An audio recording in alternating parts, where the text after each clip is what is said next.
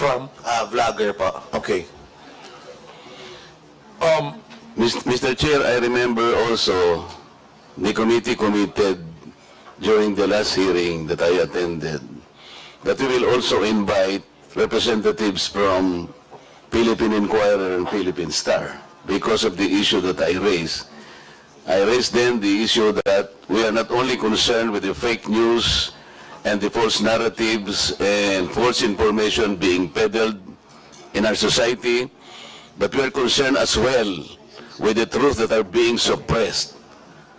Truth that might have given enlightenment and further information for our people, but they were deliberately and intentionally being suppressed for reasons that they themselves know. This is also alarming as well, Mr. Chair. So, I was promised by the committee last time that in the next hearing, representatives from these two giant broadsheets will also be invited to shed light on the Representative information that is Marcoleta, according to the COMSEC, the representatives from Philippine Daily Inquirer and ano yung isa? Philippine Star Yes, Mr. Chair. were present during the last hearing. However, accordingly, there were no members who asked questions to them. So, is there any representative from Inquirer and Philippine Star at the moment? Wala. So then maybe we can invite them next time. We did not include them anymore today because they were already present during the last hearing. Does that follow, Mr. Chair, that because nobody questioned them in the last hearing, they can simply absent themselves today? We required them to attend the last hearing. And now, we have invited other resource persons. May I inquire from the COMSEC, were they invited today? So that we will be fair. According to COMSEC, Congressman Marcoleta, the Philippine Daily Inquirer and Philippine Star were not invited. So we know the reason why they were not invited today, Madam Chair. The COMSEC has the liberty to decide on this, or the chairperson are the ones who are authorized to decide on whether to invite people or not. Kong Marcoleta, you know the process. For every hearing, we have a set of resource persons to be invited. I know that, Mr. Chair. yun But ang what I'm nilano saying natin. is, what I'm saying is there was a They were not- commitment. It is already very clear that they were not invited today. Because, to be fair with them, they were present during the last hearing and nobody asked questions. Kaya nga, hindi na sila nibita because we are focusing on other resource persons. Kaya nga po, yun ang So gusto if that kong is- itanong. If that would be the case, if you would like to really insist, then we will invite them. Or if you want, if you can wait, we will call them and have them come here to send a representative. But let's not make this an issue. This will delay the hearing. I am Concept, not can you making please, this an issue, Mr. Chair. please- I am simply asking kung sakali pong hindi sila Hindi nga natin natanong. na-imbita, Congressman Marcoleta. I'm Yun na sorry po, to why say. would the COMSEC decide by themselves? Sana po yung chair ang magdi-decide. Yun lang naman po ang punto. The They will- COMSEC cannot decide on who to invite or who cannot be invited. And chair po ang may prerogative. It was a prerogative of the chairman not to invite them because they were not asked questions already. In fairness to them, they were diligent in attending the previous hearing, but unfortunately, nobody asked them a question. So it would be redundant to ask them to be present here again. So let me now And- proceed, Mr. Marcoleta, to other matters.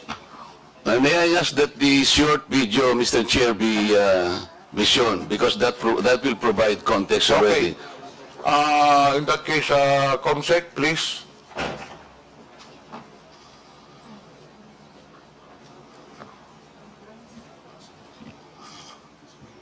Ng Iglesia ni Manalo. Iglesia ni Manalo na Diablo na nagsasabing iglesia daw ni Kristo. Itong si Marcoleta ay talagang demonyo din na katulad po ni Kibuloy. Paano ko nasabi? Mamaya po papaliwanag ko sa inyo kung gaano po ka-demonyo yung putang inang Marcoletang ito. itong malaking matang itong diputang ito na masasabi mo talagang jablo rin katulad ni Kibulok? Mr. Chair, yung vlogger na yan, ang pangalan niya sa social media is Epifanio Labrador. Hindi ko po siya kilala. Narinig po ninyo kung murahin niya yung aking relihiyon na kinabibilangan. At pati po ako pinagmumura niya, tinawag po niya akong demonyo, lahat. Pero hindi po ako kumikibo. Ang sinasabi ko lang, kung tayo talaga ay i-address po natin ang mga ganitong klaseng paninira na mga narratives, ay siguro po pati itong mga ganitong klaseng tao ay may patawag din natin. Ako po, kahit na po ano pang sabihin nila, I will just stay as I am. As transparent and as accountable as I am. Because right now, what we need are people that can probably criticize us to the height of even abusing their rights. Pero ako po, walang problema sa kanila. Ay darating din po ang panahon that these people will be rendered useless. At wala nang maniniwala sa kanila until time will come na masasabi ng tao that they are stupid, useless people and they are simply liars.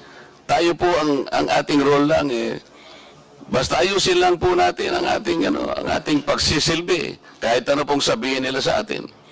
Tingnan po niyo yung pagmumura nila sa akin. Wala naman po akong hindi ko po nga kilala yan Kung murahin niya po ako, parang, kayo po, narinig po ninyo lahat kung anong pinagsasabi niya. But people, I think, will not believe him.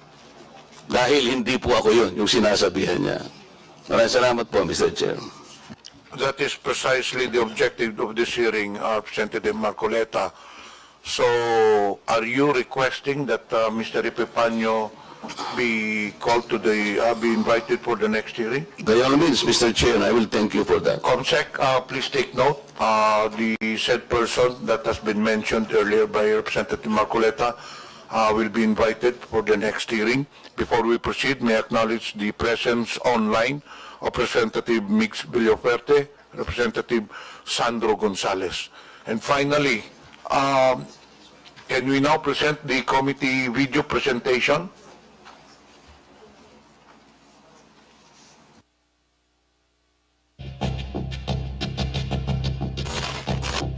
Anumang impormasyon, mabilis na maa-access sa pamamagitan ng internet at social media.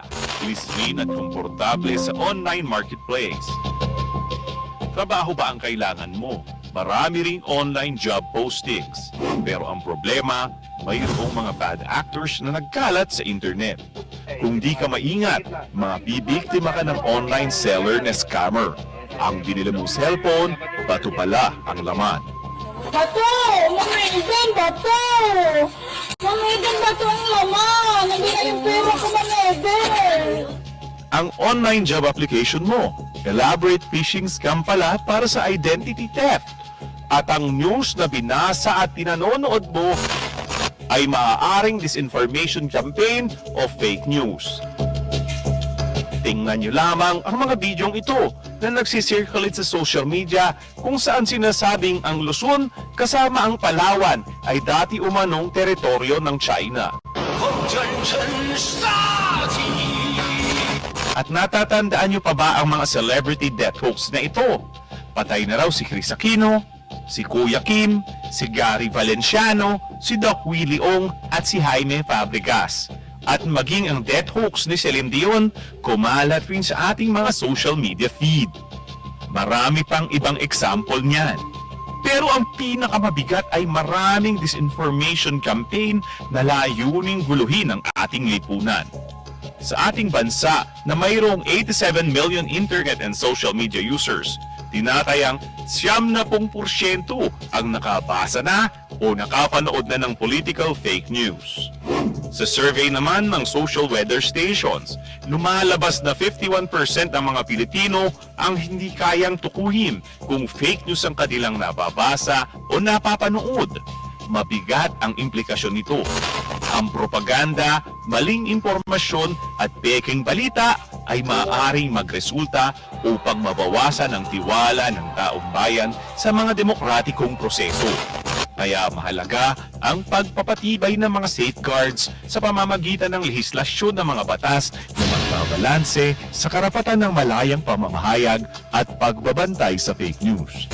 Yan ang paraan upang supilin ng mga bad actors na layuning manggulo sa ating bansa. Thank you, Comsec. Before we proceed with the interpellations, Mr. Chair, yeah, do you have other bloggers that we have today? We would like to know if there are other bloggers present right now. Comsec, can you read again the vloggers present and those who are absent?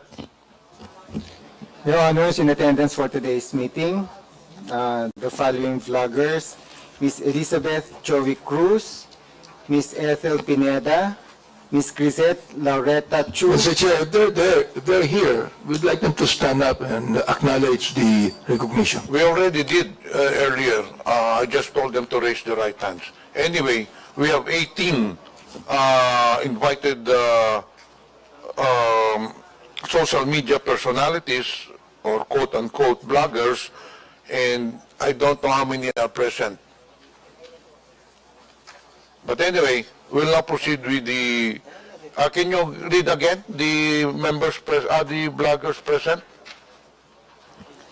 Ms. Elizabeth Joey Cruz, Ms. Ethel Pineda, Ms. Grisette Loretta Chu, Mr. Mark Anthony Lopez, Ms. Mary Jane Kiambao Reyes, Dr. Richard Tesoro Mata, Attorney Trixie Cruz Angeles, and Mr. Mark Louis Gamboa.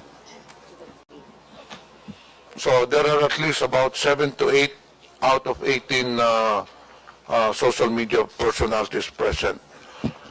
Mr. Chair, some of these bloggers have their lawyers with them. So I'd like to find out if these lawyers would be allowed Yes, I to speak. think former Secretary Silvestro Bello is standing as lawyer for the social media personalities, correct? Yes, Your Honor, I would like to confirm that we represent Ms. Chrisette Chu as our client, and the other bloggers and who are here present and who have their own counsel, but we collaborate with the third counsel, Your Honor. Thank you. Representative Paduano. Mr. Chairman, can we ask Attorney Bello? Sir, can you mention all the names that you represent as counsel? Kasi po, for the information of everyone, si Attorney Bello po has already entered his appearance during the previous hearing, where in fact he was allowed to speak for on behalf of the clients during that hearing. Now, just to reiterate, Attorney, Sec, paki-mention po kasi we have invited at least 18 bloggers, and present as of today is only 7 or 8 mentioned by the COMSEC. So who are those bloggers being represented as counsel by former Secretary Bello? Yes, Your Honor. As I stated earlier, we represent Ms. Chrisette Chu. And in addition, Your Honor, as collaborating counsel, we have the following bloggers, Your Honor. Ms. Mary Jane Reyes, Ms. Trixie Angeles, Ms. Joy Cruz, Ms. Aaron Peña, Mr. Ahmed Paglinawan, Ms. Ethel Pineda Garcia. That's all, Your Honor. Mr. Chair, how many of them are present? Can you count, COMSEC, ilan ang social media personalities na present in your record? Out of 18. Correct. My estimate was 8. Representative Paduano. Thank you, Chairman. Anyway, out of the 8 mentioned by former Secretary Attorney Bello, ilan po yung nandito ngayon? 8. No, the client being represented by Attorney Bello. They are 7, Your Honor. Present Seven this morning. present today. Yes, together with our client, Ms. Cruzette Chu. And those absent today, out of 8 ata yung, you mentioned 8 names?